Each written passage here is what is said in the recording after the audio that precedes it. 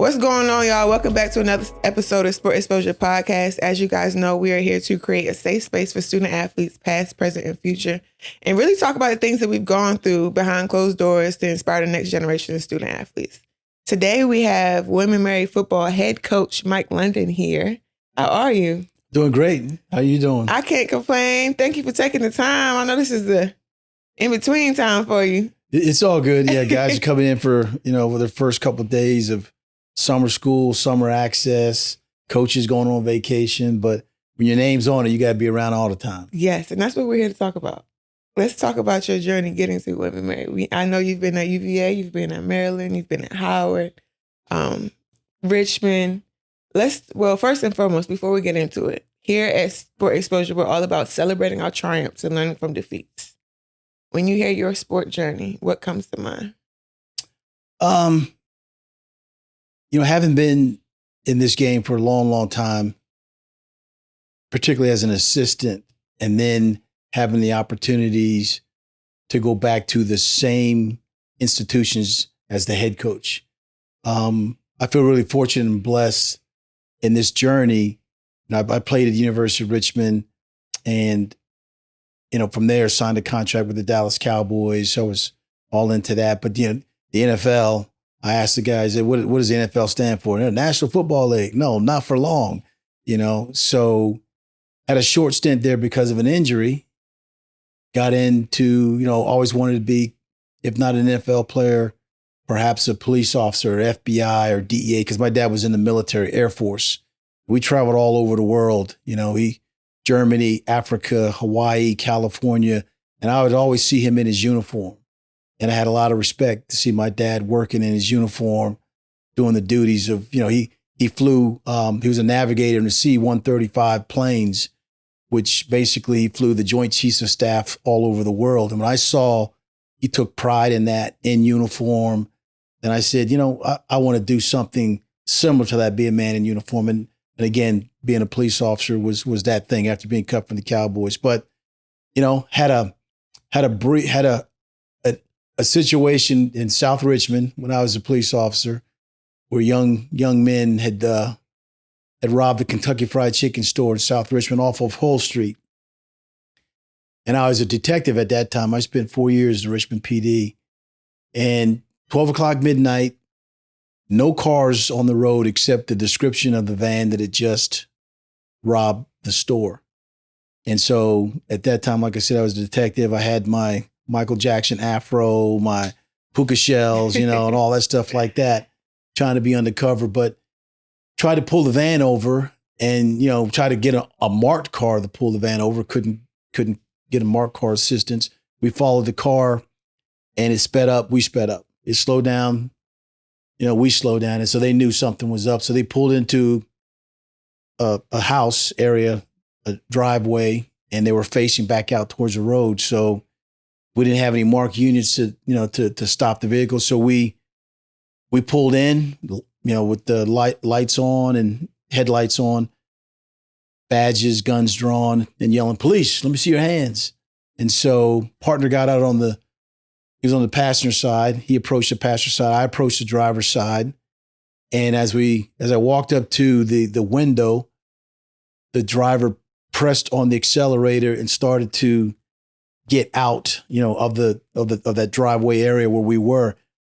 And me, maybe an idiot, call me what you want, I jump into the driver's side window and I'm fighting to get control of the steering wheel. And he pulls back and he points a gun in my face and he pulls the trigger and it goes click.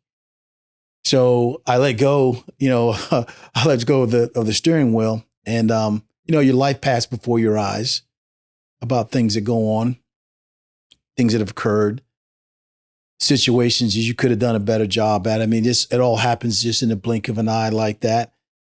Make a long story short, they end up, getting away, and at trial, because they knew the people at the Kentucky Fried Chicken store, they knew where they lived, they were like, well, we're not testifying.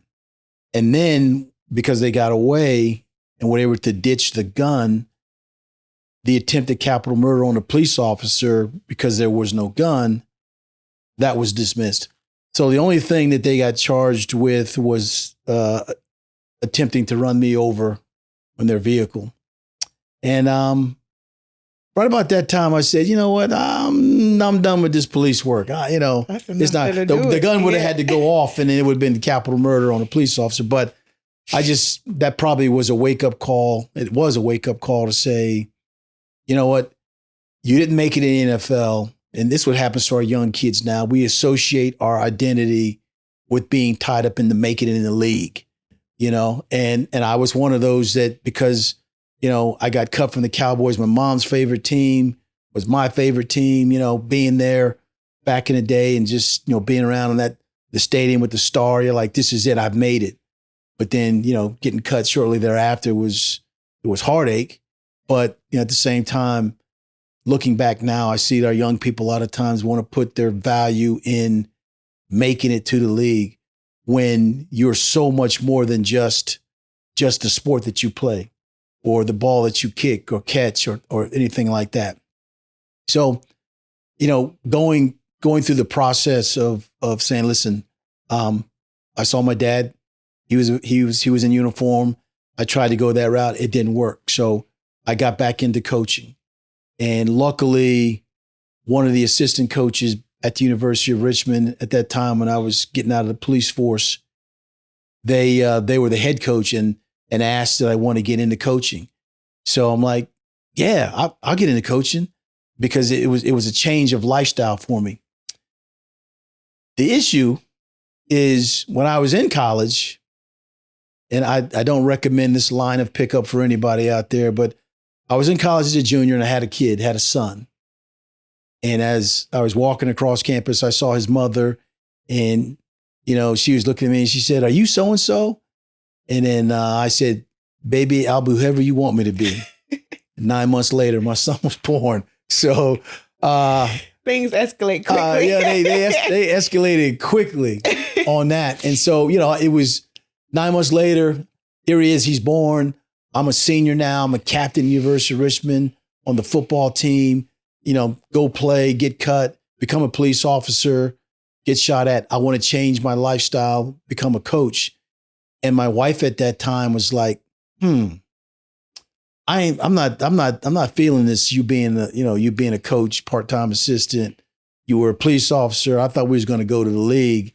And so, at that time in my life, we had 3 kids together. After I got out of college, tried to go the NFL route, didn't work, became a police officer, worked for the Boys and Girls Club of Richmond, became a police officer for 4 years. We had 3 kids at the time. And just finally, she was like, I'm not feeling this. And she left. She left me with the 3 kids. And so with the help of my parents, God bless them, I raised 3, as a single man, dad, still trying to make it, find things to make sure that I take care of the kids. And so that was a tough deal, being, my first job was a part-time assistant, wasn't bringing a whole lot of money, trying to get the kids squared away. So like I said, thank God for my parents that they were able to help me. But then after that, had an opportunity to come to Virginia State. Lou Anderson was the head coach at that time. He's since passed. He hired me full time and then had a chance to go to William & Mary, which was really my first full-time coaching job. And that's when Mike Tomlin was a player there at William & Mary. Mike Tomlin went to Denby High School. So I was there when he was a player. Sean McDermott, who's now the head coach of the Buffalo Bills, he was a player there when I was coaching.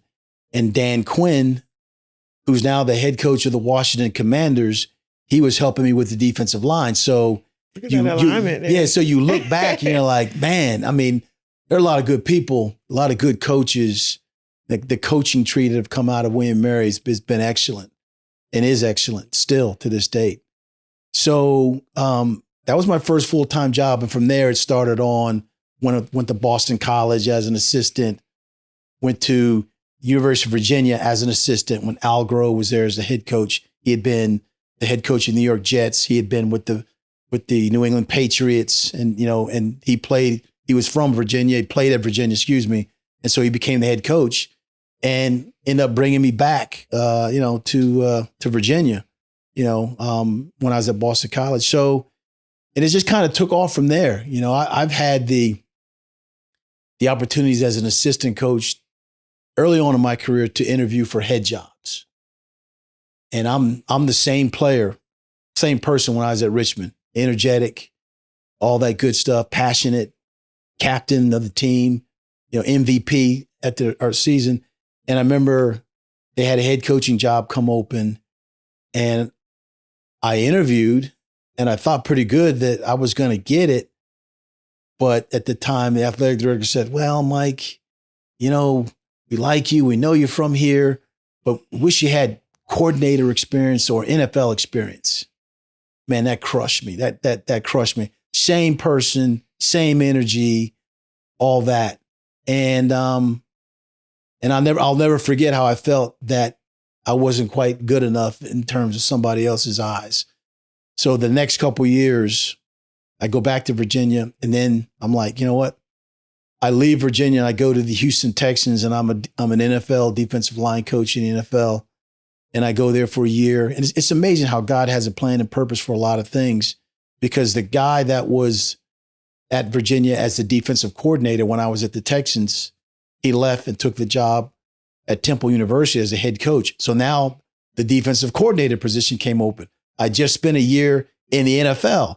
So Al Groh called me back and said, hey, listen, I got a defensive coordinator position open. Are you interested in coming back? That's what you were looking for. And so my wife's in the background like, yeah, we going back to Virginia. Yeah. So it's amazing how sometimes our timing is not our timing, but God's timing is his timing. So I go back to Virginia, 2 years as a defensive coordinator. We have success there. The Richmond job comes open again. My alma mater comes open again.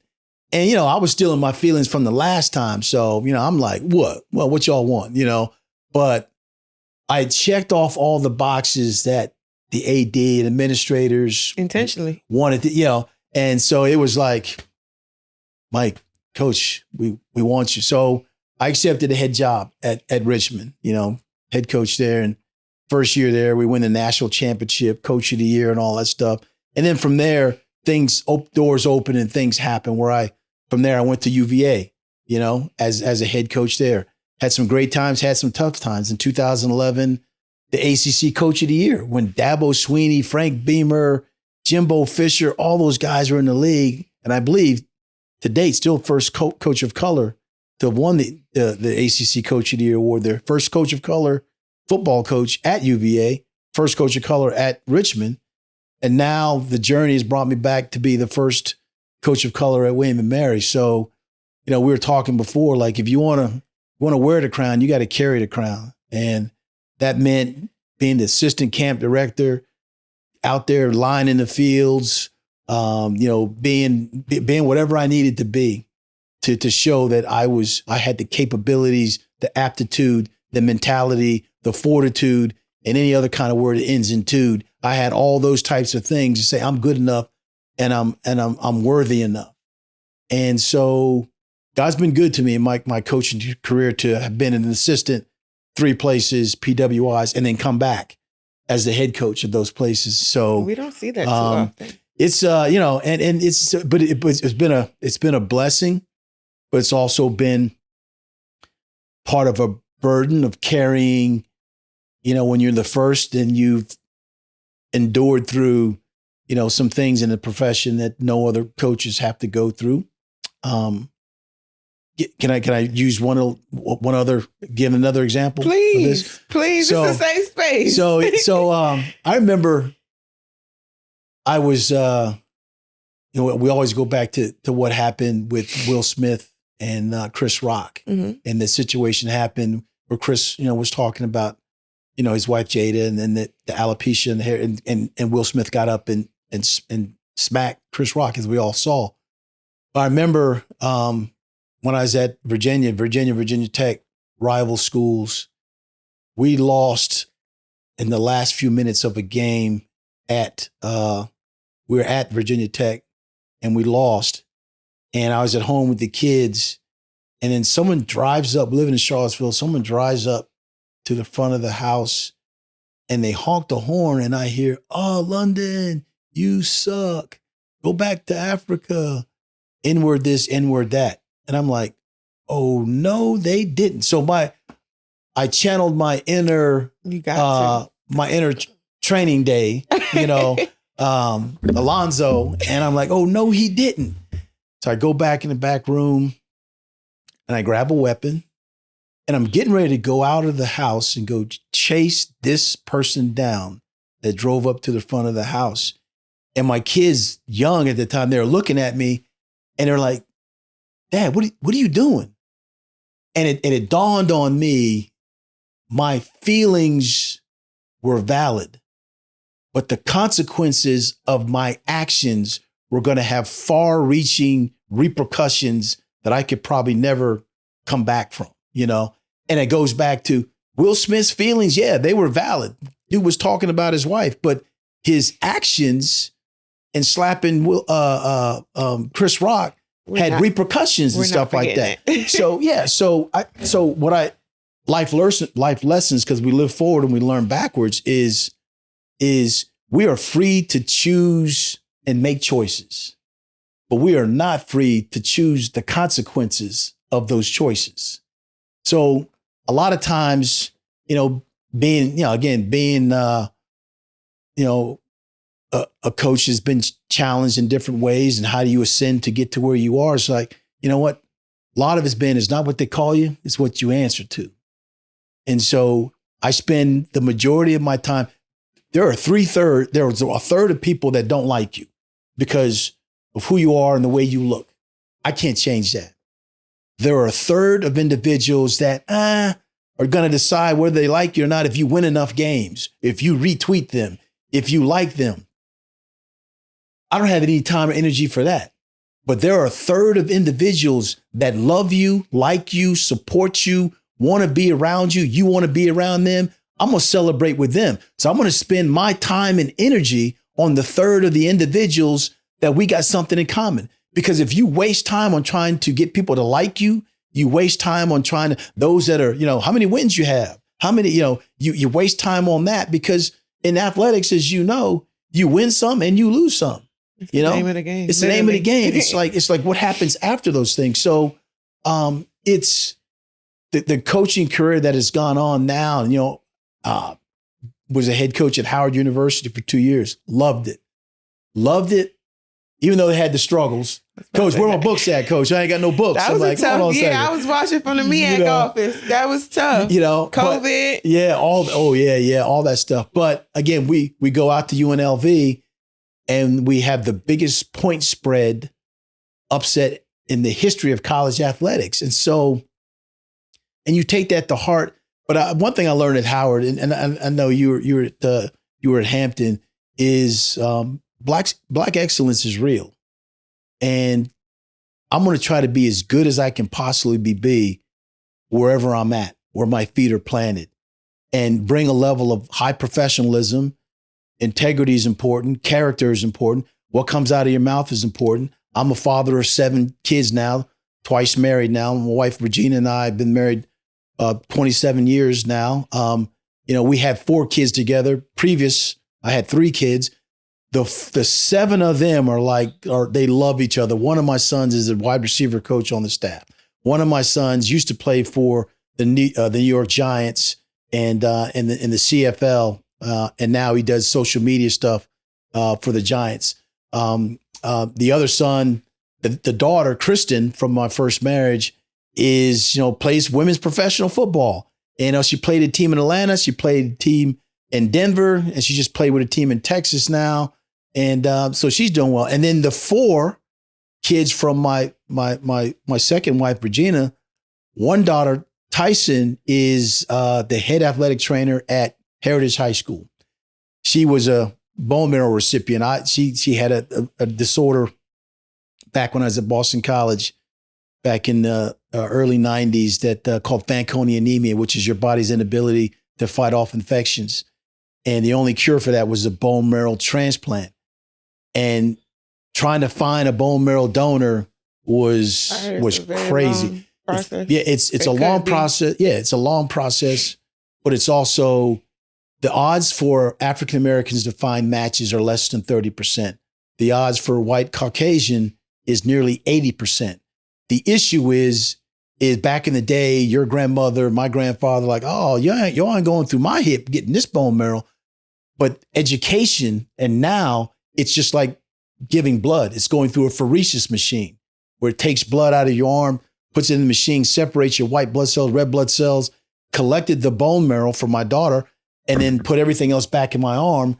We go to Johns Hopkins and her drip tube, it puts my collected bone marrow and drips into her body.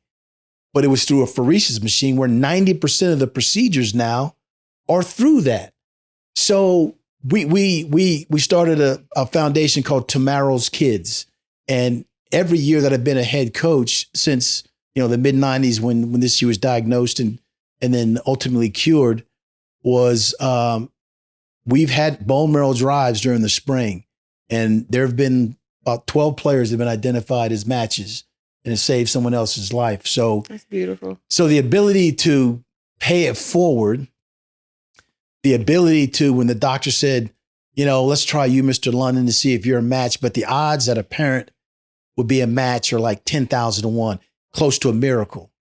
And I'm like, all right, let's try me. You were the miracle. I was the match. Things like that don't happen like that. Perfect match. So you go through life and you do things, you have accomplishments and you have setbacks. You know what I mean? But faith, family, and football has always been that thing. Every place I've been, that's been the priority. Because you know what? Gun doesn't go off. Doctor says you're the match.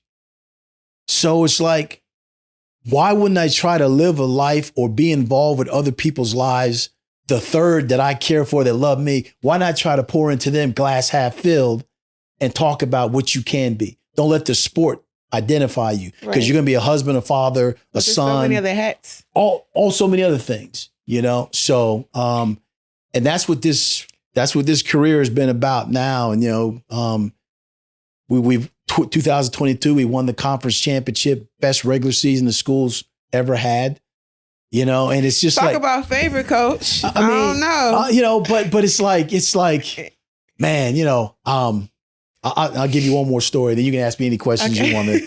I feel like smoking a cigarette after this anyway.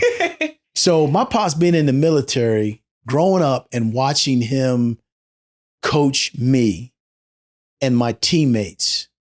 And when he passed last March. I'm wearing my brother Gary and Paul, we got his dog tags. We each wear his dog tags just to remind us of what his influence was. And it was like this.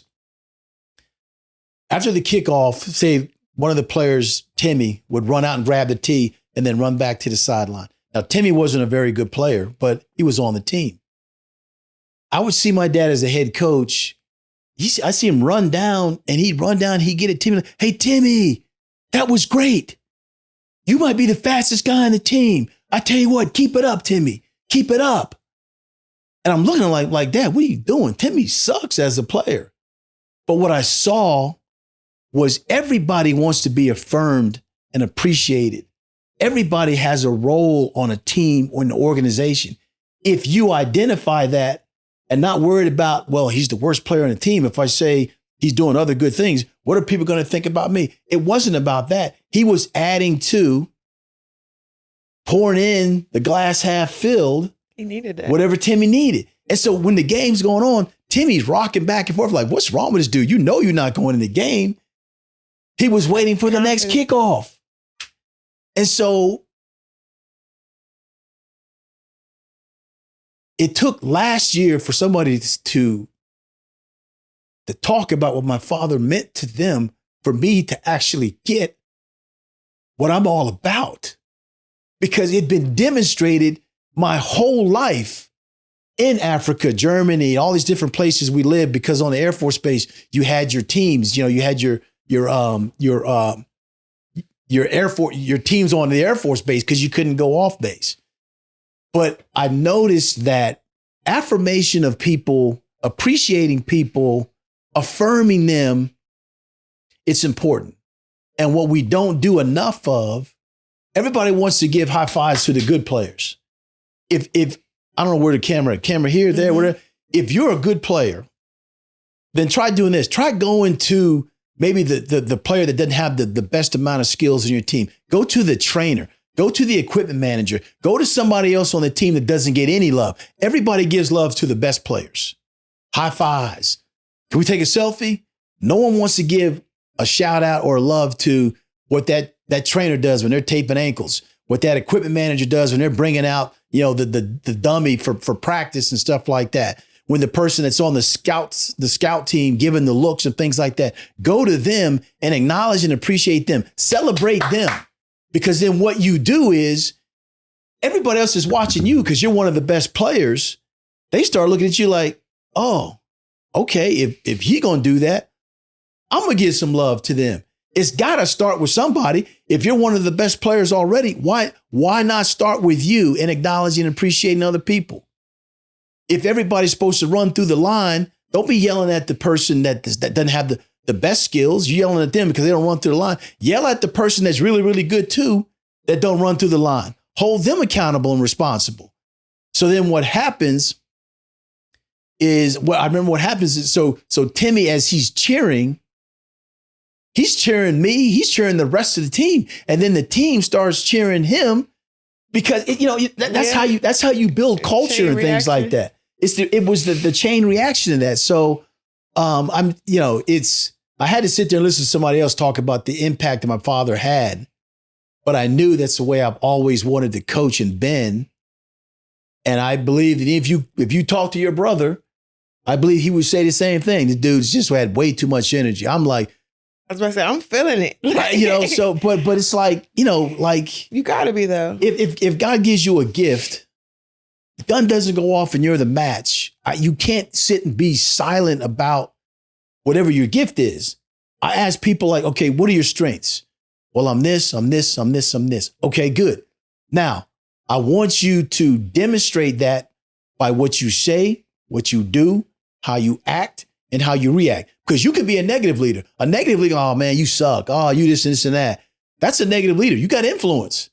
But if it's the glass half filled approach and what you say, what you do matters, then dude, we ain't got no time for no negative vampires.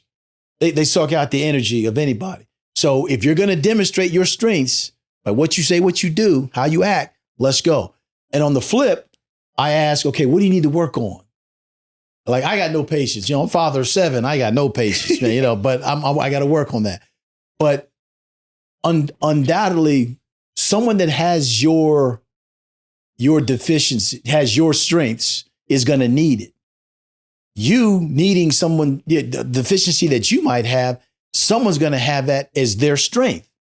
If they operate in their strength, which is your deficiency, by what they say, do, act, and react, then all of a sudden the model of, in a positive way, the model becomes like, okay, because I don't need negative energy. I don't need negative vampires. I don't need people saying it'll never work. You're the first coach of color ever, but I don't listen to that because it doesn't matter. What it needs is a demonstrated performance of people that are willing to say, I'm going to do this in a positive way. And I get it. Good things happen to good people. Bad things happen to good people. But the mindset is to create the platform of demonstrate your strengths. So someone that might have it as a deficiency can say, oh, I get it. It's like the FedEx sign. Like everybody, you know what FedEx? Yeah, I know what FedEx is. You see the arrow in FedEx? What you talking about, coach? Go look between the E and the X in FedEx. It's like Amazon. Amazon, the sign, the arrow goes from A to Z. It's the development of when you get a player. Absolutely. So player development, which you were in. So it's like, that's kind of the process of this whole thing, is coaching now, coaching forward, young coaches get in the profession. A lot of mentors that I've had, older coaches along the way. Tony Dungy is one of my favorite all-time. John Thompson, basketball coach. Tyrone Willingham was at Notre Dame, different places. So it's all of us have a gift. Are we operating in the gift? And if you are, then pour and pay it forward, And so I've been doing this for a while now, and it's it comes with the territory of tough times happening and things. But instead of asking God for a lighter load, I ask Him for a stronger back. That's it. So that's it. I'm ready to I'm ready to go to take a nap right now. So I don't know what kind of questions you got. You said so much. I felt your energy. I felt like we was in a meeting room or something. But you said a lot about what it takes to wear the crown that you wear, to be a head coach, to be the first, to be a minority. It's never easy. And those are things that we don't see behind closed doors. And I'm going to take it back to one thing you said earlier. A lot of people don't realize, and speak to my men specifically that are pursuing this coaching career. Every woman is not going to be on board with the sacrifice that you're making. And me as a female, those are sacrifices I made early on in my career because I knew working in sports, you literally have to be able to get up and move and go someplace. So we not going to work out because I may be here for right now, but I got league dreams. And if you can't support me right here, you probably ain't going to be able to support me up here. That's fact. But as a woman, that's something I had to look at myself and realize. But as a man, I don't think that you guys really sit down and women think it can be a distraction, as you know, from being a head coach. But those are things you have to think about on your journey. You have to have somebody that is willing to go through the trenches with you to now be where you're at, because it's not going to be a cakewalk. Yeah. Like you said, your wife was like, I'm not feeling this. Yeah. Yeah. I'm not feeling, where's the star at? No, so I'm not feeling that, And especially when you're league bound or you were in the league. Yes. They may not be there when you get cut. Yeah. It is very important that you have selective picking when it comes to a baby mama or a wife or anybody in these positions, because it's a lot that come with just working in sports alone at any level. It is very unstable at first. Very much, and then her deciding to leave and me raising the kids, it gave me a whole nother perspective where I could, like you just said, okay, man. Because when the NFL was not for long, then that, weren't feeling the opportunities of being a police officer, working in the Boys and Girls Club of Richmond. Nah, that's not doing it, I talk about, I have a picture and a PowerPoint where there's a road and there's an alligator head that's sticking up out of the road. And it says, I was walking down a path and I saw a hole and I fell in it. What it means is a distraction. A distraction could be, I have guys that are in relationships. And again, here's one guy. Here's one guy. There's substance abuse issues or whatever. And I saw the hole and I fell in it. So what are we going to do as coaches when we get them out of those circumstances and say, we brush them off and we talk to address the issues that they might have. And then the next time I was walking down a path, I saw a hole, I walked around it. Okay, that's good. That's better than you just fell right into it again. But there's still a learning curve that they need in order to operate in the spaces that they want to operate. And then the next one was, I was walking down the path, I saw a hole, that same distraction, and I walked on the other side of the street. Okay, as a coach, you're like, all right, then, but understand something. Well, coach, I didn't go to that party. You just happened to go to a block party down the road. The same issue is party, distraction. And so then by pouring into kids, and hopefully that they get it, because we live forward, we learn backwards, then it was, I chose another path. So that whole thing of walking down the path of distractions, if coaches give up on kids and things like that, they're going to fall in it again. Or maybe they walk around it, maybe they walk in it. But then if you keep coaching and teaching to them and feel like, hey, Timmy, I chose another path. I didn't even think about going down that route. I got a game tomorrow. I'm not going out with you guys, man. I'm not getting with you, girlfriend. I ain't getting with you tonight. We got a game. I'm not gonna pursue this issue of drugs or alcohol because I want to make a difference and have another lifestyle. So that's how the influence that coaching has is, okay, guys mess up. young ladies mess up.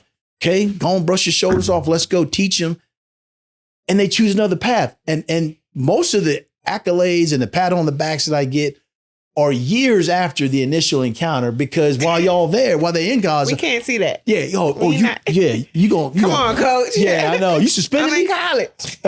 I had a dude that I said, go to class, show class, treat people with dignity and respect. So this joker, as the game time comes up, we get ready to fly somewhere, starting. He missed a couple classes.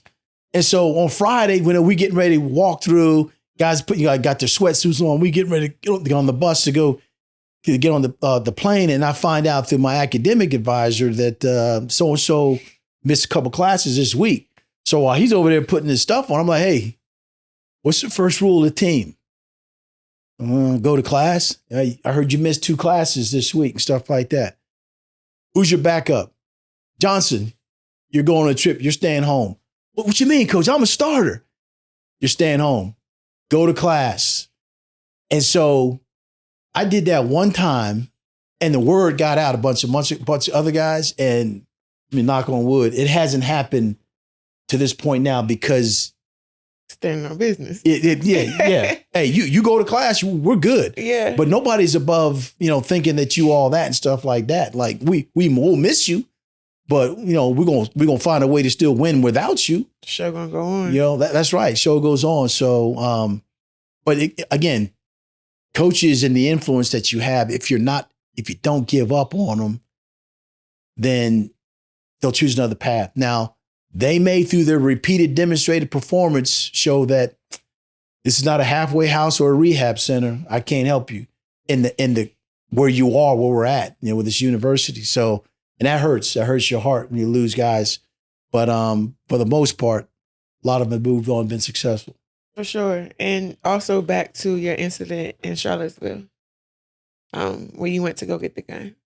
And that's also a topic that we don't talk about when we talk about pursuing these different, careers, working in sport. When you get to a high level and you get to these places that a lot of people don't look like you, it come with situations like that. And that's something I can contest to at Georgia Southern and Statesboro. But had I not been in that situation, I literally had to think about my reactions. I knew what I wanted to do. I knew how I wanted to act. I knew what I wanted to say. But I also had to think about the consequences that would come with that. Being a woman, being a Black woman, being a young Black woman at that. I had a whole life ahead of me. So if I would have did that right then and there, God, no, I may not have this. I may not have made it here. But those are things or topics that we have to talk about when going different places out of your comfort zones and you're getting recruited and you're pursuing job opportunities to build your resume. It comes with a lot. And how did you adapt to that? Yeah, so... Because some towns are worse than others. You were in a football town. Yeah. I was in a football town. Yeah. I think having the prior experiences of things is that if you want to have a seat at the table, you're going to have to bring something that is tangible and that's like, everybody else is sitting at the table is like, oh, okay. So the hollering and screaming and stuff like that, it's good to get attention and wake people up. But then you also have to have the plan in mind of what I'm going to bring in terms of how we're going to create culture, in terms of how we're going to deal with, the media, because in media, controversy and change, that's all I want to talk about, and we've done different exercises. Like I would do an exercise with you right now, because I know you're a great basketball player. Just say y'all were playing Howard, and the most points ever scored at HU was 2,000 points. Y'all playing Howard, you're beating the brakes off of them. It's 2 minutes left in the game. Coach takes you out. You need one more bucket to get the all-time leading record. But coach takes you out, and then a reporter comes up and says, Michaela, that was a great game, but coach took you out. How do you feel about that? That's tough. And as a student athlete, I got two different responses. As a student athlete, I'm pissed. Yeah. But now being on the other side, integrity plays the part. Which, like, what if my coach did run it up for me? That also comes with backlash. That's what I'm saying. From being on this side, yeah, my coach got scrutinized for that. And he has. Because before I got there, the legacy that's left at Hampton University women's basketball team, we blew people out the water. They first L in the MEAC in many, many years was I was a freshman. They had been running the MEAC. But I also seen what type of scrutiny, even now, he just retired like a couple months ago. Yeah. The refs didn't treat him the same. We didn't always get the same calls. I think I have a championship I was supposed to have out there. Did it work out? It didn't work out like that. But that's why I say, like, being a student athlete, my response at that time, I would have been pissed, for sure. But now being on the other side, learning the business, seeing the business, and seeing everything that comes with being a coach, it's a lot that comes with that a lot of people would never be able to, one, understand. And I know in my perspective, I don't even have those conversations with nobody. Because you're never going to be able to understand where I'm coming from. And as a coach, like, it's just some sports conversations I don't engage in. Right. Because you're not going to tell me, like, there are people out there that swear they know more about you than your job. How? Yeah, you the coach or I'm the coach? there is a perspective, perception, and reality that you have. And I remember when George Floyd incident was killed, and I've had the perspective and the perception and the reality of being a police officer, and police detective, and was going to talk to a particular group. Hey, coach, can you talk to this group? Blah, blah, blah, blah, blah, blah. I'm like, I will, but I know what an arrest procedure looks like. I know what a proper process and how you do that. That wasn't that. So if you're ready for me to say, this is what it was, the man was killed, then we got to have that conversation. If not, then you're asking for the wrong person to speak about it, because my perception, perspective, and the reality of having been a police officer and what an effective arrest looks like, it is what it is. And so some people have a look at things and are like, they don't see it that way. And I find that you're always, the goal of coaches is trying to understand, again, it goes back to the FedEx sign, the perspective. They don't see the big picture. They just, then after a while, if you drill down on what comes out of your mouth matters. How do you treat people matter? How do you, then you hope that there's the arrow part where they finally like, okay, I get it. But it comes with time and effort and conversation. Oh my goodness. I didn't say it a million times. I'm telling you. I feel for y'all. That's why I ain't go that route. Coaching not my thing. Oh gosh, yeah. But it's been, like I said, it's been rewarding in a lot of ways,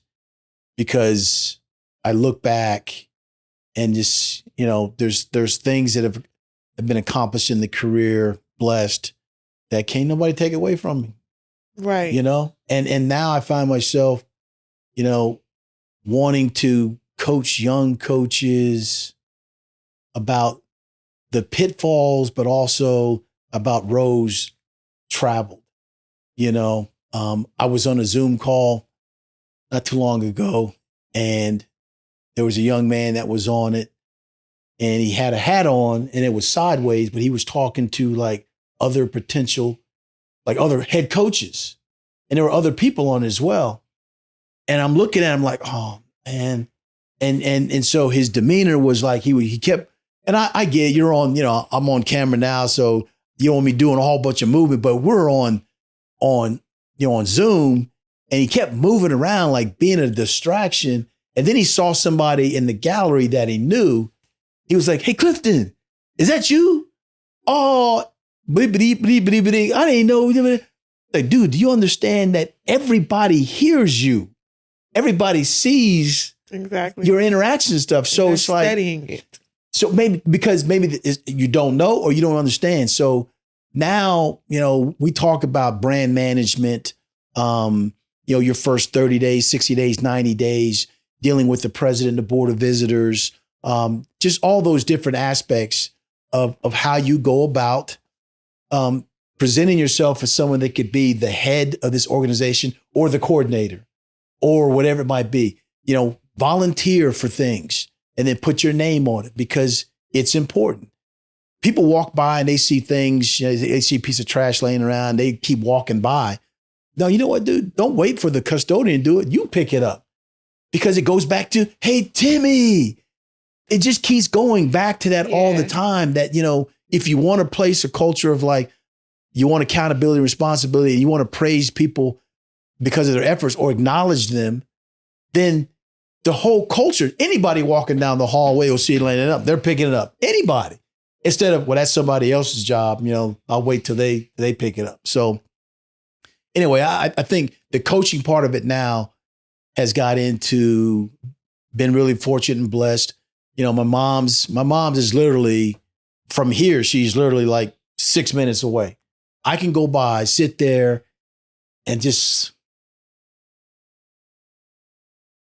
watch her reminisce over my pops. And then know that the quality of life factors matter now more than anything else. Because then I jump in my car and drive up to Williamsburg and put the practice plan out. Let's go. And, they don't know what I've been through because I had a chance to sit with her, and then go up and do my job and give energy and passion, because the thing that's feeding me is just knowing that there's a legacy that Wilson London left with his two sons, three sons, and his daughter. So, but giving back and having a chance to pour into more than anything else is probably is critical an opportunity or a job for a coach nowadays than what it's been now with NIL, transfer portal. I was going to get to that. Yeah. I'm about to say, you've seen the evolution of the student athlete, literally. And I'm sure you had to adapt your coaching style by the generations. From when it was coaching my brother in MAVA to now. There's a difference. Very evident. And we have more rules in play. We have NIL. Now we're starting to take personal development more serious. Like I tell people all the time that the player development space and student athlete development space is still fairly new. Because we didn't start really making it a big thing until COVID came around. Now the kids literally, everything we talk about, plan B, came in the drop of a dime. But if y'all were preparing us the way that you said you were preparing us, it would have been a different conversation. So talk about just the evolution of being a coach and leading these young student athletes and all that you've seen, all like with COVID happening. We would have never thought that was going to ever happen. Yeah,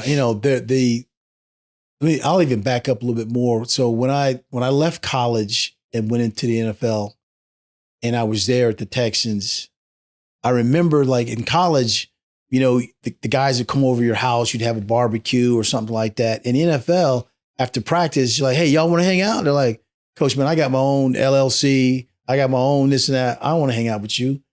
Now, what I need you to do is help me get my second contract if I wasn't a first round draft pick. And it was like, well, dang. Different conversations. Yeah, different conversations. So then you go back to, to college now.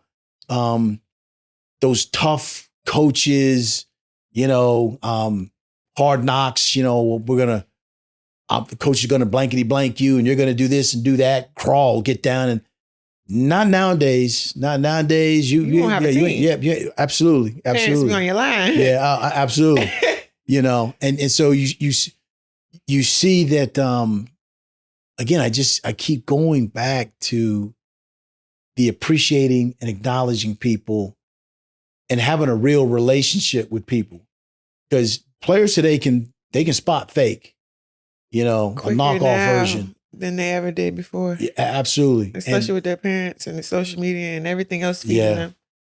Yeah, it's become one of those things that you have to be an authentic, original version of yourself rather than a carbon copy or copy of somebody else. Because sometimes we try to be other people that aren't our original version of ourselves. And then the kids and people see it. Up on that. Absolutely. So if I'm energetic and passionate, I'm going to be the original version of myself. If that's too loud, if it's too, hey, calm down a little bit, then it's not probably the right fit. There might be another fit somewhere else. But people don't care how much you know until they know about how much you care. And so, again, college student with a kid in college taking the bus, dropping them off at the babysitter, taking the transfer back up, and so when that message can resonate with people that maybe don't have kids in college, but maybe their parents had them when they were young. So then it resonates with the story of sacrifice and commitment and loyalty and all those things like that. So you talk about those things with those families. We had a couple kids that went in the transfer portal, left. But there's a majority of the kids that stayed. I was about to say that portal is a dangerous game. I'm telling you, they because we and Mary can't match dollar for dollar for FBS, Power Four. Yeah. But there was a school in state. I'm not going to say who it was. They offered one of my players 6 figures, and the player was Crazy. Get a degree. He was just named captain. His parents were, they wanted the value of the relationships and the energy that was poured into him. They said, "Nah, we're gonna stay. We're gonna stay here." People already probably know what I'm talking about, but anyway, he's got a projected first round draft grade. So no matter if he was at this place or that place, you get the draft grade. That's what it is. He has a hell of a support system around him. So make that decision. Yeah. That too. So it's like, if you can create the culture where kids can see beyond just, get that bag. And I know it's important to a lot of them because the circumstances may dictate that. Where it's not just them, it's I want to take care of my family, so I'm going to do what I need to do. And it's out there now. There are players, as you know, are backups, making deep, Yeah. And that's important when it comes to specifically our background. Like going to a school, I tell kids all the time, go to a school where you feel at home. Like what you see on TV is literally just that. Like what you see on Friday night, Saturday night, it's what you see is what you see. Mm. You want to learn your coaching staff in and out, learn your environment. Like if you want to stay home, I tell kids now, that's what you want to do. That's what you want to do. It's a pros and cons with everything. Like, it's pros and cons with going far. It's pros and cons with staying home. I went down the street. However, a lot of think my career wouldn't be what it would be if it wasn't for me being down the street. Mm. Because I was a hometown kid. I had resources that were given to me because everybody already knew who I was. Versus had I went to William & Mary or Norfolk State or Florida. Those are things that my life probably wouldn't be my life right now. When I talk to student athletes and I tell them all the time, like, you're choosing where your home is going to be for the next 4 years. Don't rush into it, especially now with, like you said, they throwing money at you. That's all they want for you. Now, what happens if you break your leg first practice? God forbid. But it happens. You think that money's still going to come? That's right. Right. Like, and those are things we don't think about. We don't talk about. And from a coach's perspective, you touch a little bit like on just creating that environment for them. If you're talking to a current student athlete or a prospect, even if you was thinking about coming to William & Mary, what would you tell them? Well, I mean, again, I go back to the NFL part of it, not for long, but also nowadays, like what got you here can get you there. And so the things that can help you learn the processes or the techniques or the whatever you want to call it to help build that bridge, prepare for the change that's here, that's coming, that's on the horizon, that's at your doorstep, you open the door, there it is, right there in your face. How are you prepared for it? And that's the thing that a William & Mary degree, education, getting around, like my staff, I think I got the best staff in America. I got Ross Idallen, defensive coordinator, played for me when I was at Virginia, 2nd round draft pick of the New England Patriots. Daryl Bladstock played when I was at Virginia, played 6 years in the NFL, draft pick. Keenan Carter, I coached him when I was a position coach in Virginia. Perry Jones. Perry Jones was at a high school, but he was a captain for me at UVA when the year in 2011 we went to Virginia Beach, isn't he? Oscar Smith, yeah. Went to Miami and Florida State, beat them at their place, first time that the school's done that. And so it's who you surround yourself with, because then the people that come into your program, they have a chance to see, what this is all about, and I have to admit, some places where I've been that not everybody on the staff was like, in lockstep with me. And that's a tough deal to deal with. But I know through trial and error and learning that no, we're gonna do this and we're gonna do that. And we're gonna treat the kids a certain way. It's okay to have a Sunday night dinner so the players can see your kids run up to you and jump up in your arms, Daddy, and see you ask your wife, what can I get you? Because they don't see it enough. And so it goes about that husband-father thing that we talked about before, not just a football player part of it. So, you got to have something that the kids can hang their hat on and feel like there's a level of family relationship. Because if not, in today's world, they're going to chase that bag. They got reasons and some of them have reasons as to why they got to go, but for the most part, again, knock on wood, a lot of our kids have said, I'm staying because I'm seeing perhaps what a husband, father looks like. And, me, I ask your brother, I'll break down in a heartbeat and stuff like that. Cause I can't tell a story to anyone about my daughter and not getting killed on that one night without being emotional about it. I shouldn't be sitting here having this conversation with you. So, when people are entrusting their son to you, it's like, all right, because everybody at the start finish line with a baton, and the kids are running with the baton. The family's running with the baton. Let me back up. So everybody's waiting at the finish or start line with their hands out like, come on.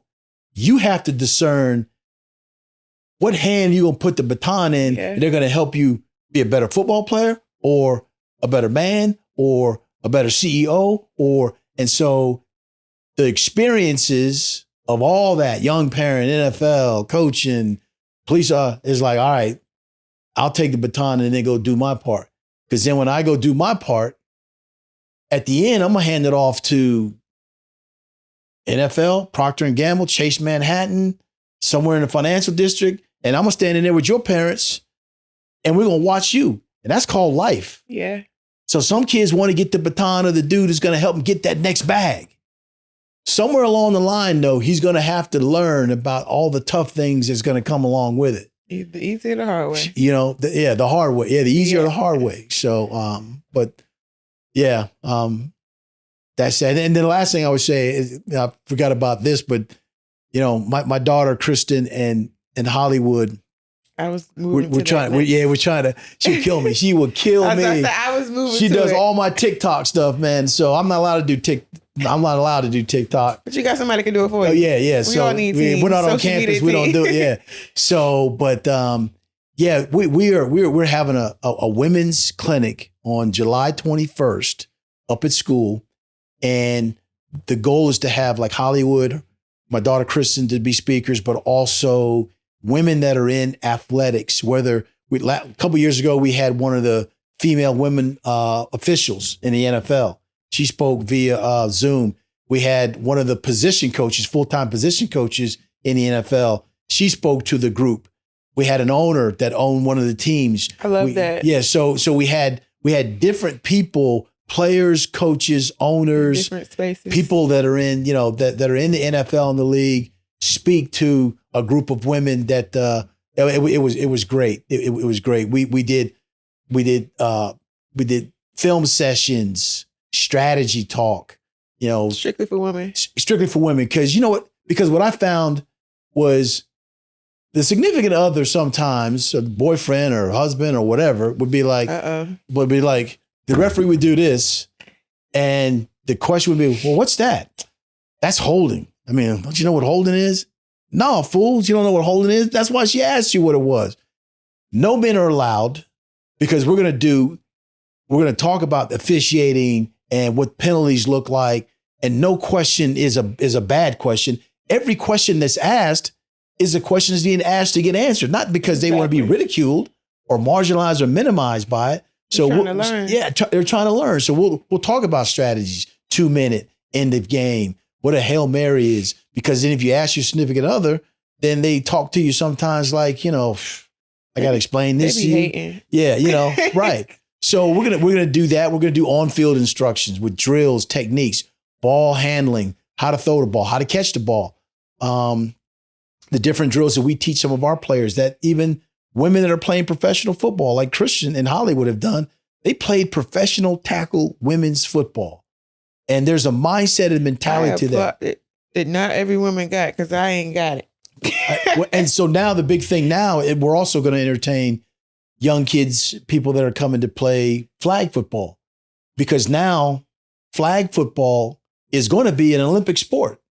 Now a lot of schools are having women's flag football as part of their Title IX gender equity part to show that, okay, there are women participating in sports, which is great. Because then the teaching and the coaching and all those things like that, it's needed. It's needed. And to me, you know who the champions of the family is? When a young man comes with his mom, dad, and brother, we talk about try to identify champions of the family. Who's going to be that parent that might say, you need to come here? Well, guess who it is? It's the mama. Absolutely, 100%. I'm telling you. And I know there's some dads out there like, no, my boy, you're going to do what I tell him to do. But if your mom she doesn't feel like there is genuine effort to coach and teach you, that you talk about how to be a man, how, be a better brother, all those things like that. But then also show this is how we're coaching and teaching your son. These are the things, the elements that they're going to make up his football IQ.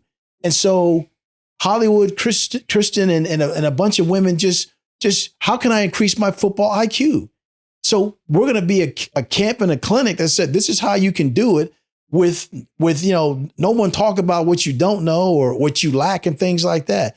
We're going to start out with the intermediates. So what do the intermediates need to learn and know? All right. Because their ball handling skills is different than people that are beginners. Beginners are like, okay, how do I hold the football? We're going to teach you that instead of assuming that you know how to do that. And then there's the advanced, there's the pros.